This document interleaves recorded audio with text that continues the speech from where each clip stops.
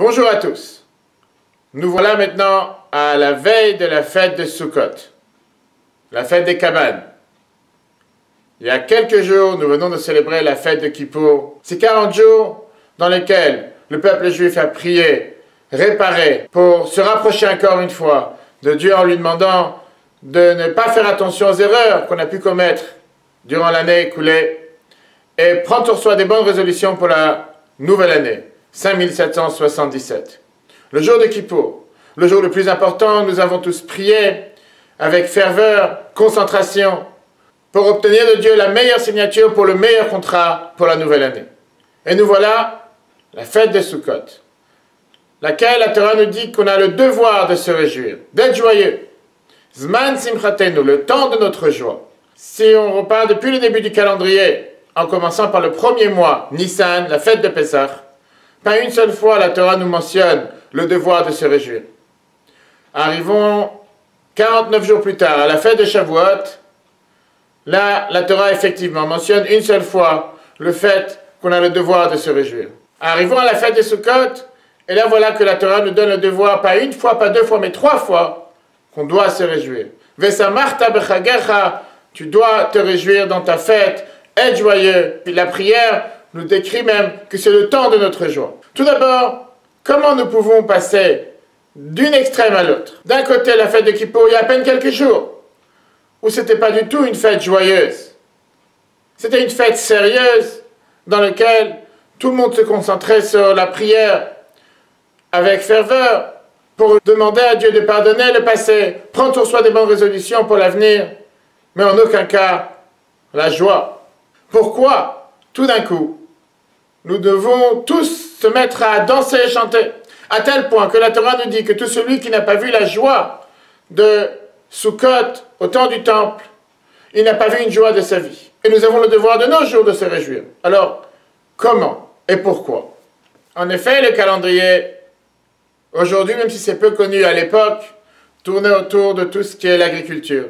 La fête de Pessah a commencé au tout début du printemps à récolter les premiers blés qui venaient de pousser.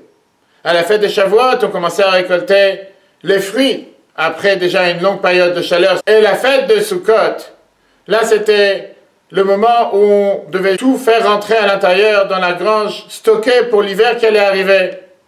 Et donc en fonction de ces 3 périodes, la Torah nous dit pourquoi Pessah, puisque c'est à peine le début de la récolte du blé. Nous n'avons pas encore vu vraiment les fruits de notre travail pendant tout ce que nous avons semé, planté. On ne peut pas se réjouir. Shavuot, on commence à récolter les fruits. La récolte est déjà beaucoup mieux, c'est pas juste du blé.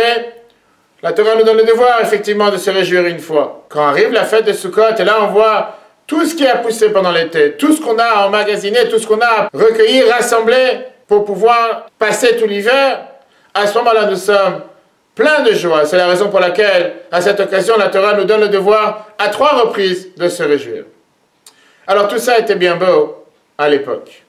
Tout ça était bien beau quand nous étions tous des agriculteurs et nous dépendions effectivement de tout ce qui est planté, semé, récolté, faire attention au climat, donner à boire aux plantes, aux arbres, prier pour que le soleil soit au rendez-vous, prier pour que la pluie soit au rendez-vous. Comment à peine passé Kippour, il y a à peine quelques jours, le niveau le plus élevé de l'année, avec le niveau le plus sérieux, la plus grande ferveur, la plus grande concentration, et tout d'un coup, nous sommes avec la plus grande joie, le devoir de se réjouir pendant 8 jours non-stop.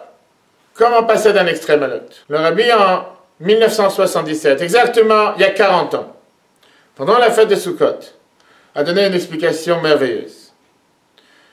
La fête de Sukkot qui symbolise la fête dans laquelle on faisait ramener, rentrer tout à l'intérieur de la maison, de la grange, tout ce qui venait de pousser, tout ce qu'on a récolté, symbolise spirituellement.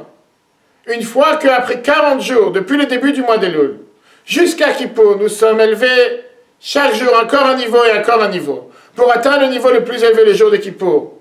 Maintenant, nous sommes tellement heureux que Dieu a écouté nos prières, que Dieu a exaucé tous nos vœux, que Dieu nous a pardonné pour tout ce qu'on n'a pu pas faire correctement l'année dernière. Passé Kippour, après ces 40 jours de tchouva, après ces 40 jours de retour vers Dieu, après ces 40 jours dans lesquels nous nous sommes rapprochés de Dieu, finalement, nous sommes tellement soulagés, heureux, contents, que nous pouvons que danser de joie et se réjouir pendant les 8 jours de Sukkot.